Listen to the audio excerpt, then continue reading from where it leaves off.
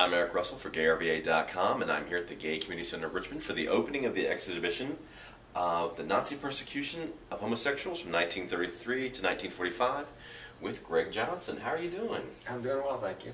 Now, your title is Director of Development and Marketing for the GCCR, is that correct? That's correct. Can you give me a little history on how this project and exhibit came to be? And the exhibit was developed by the United States Holocaust Memorial Museum in Washington, D.C., and it was developed as a traveling exhibition. So it's traveled across the country.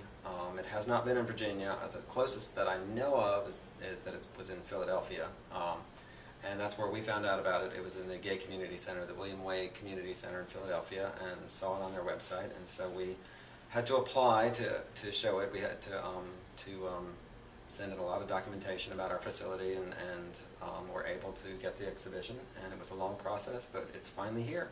Excellent, excellent. So what made you choose this time of the year to show it, with Pride coming up at the end of the month? Exactly. We thought it would be a good tie-in with Gay Pride, which is, of course, September 25th. Yes. And so the exhibit will open on the 20th, Monday, and then run through actually November 15th, but we thought it was an excellent tie-in with Gay Pride. Excellent. Now, people can come to the exhibit and they can follow 4 people that were persecuted from that time period, is that correct? That's correct. The exhibit starts with pre-World War II, pre-Nazi, National Socialists, and is a chronological timeline of the Nazis and their persecution of the homosexuals. And in conjunction with that, there are brochures that tell individual stories about people who were persecuted. And so you can look at one of them or all of them and just read and follow their story through the exhibit. Excellent. And we've got 4. We've got Friedrich Paul von Goschen, Robert T. Oudman, Carl Lang, and you have Harry Holly.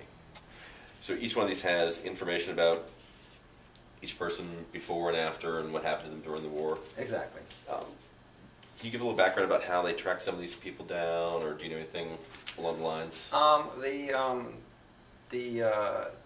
Homosexuality was illegal in Germany way before the National Socialists. It had been dated back to the Prussian Empire, a law called Paragraph 175.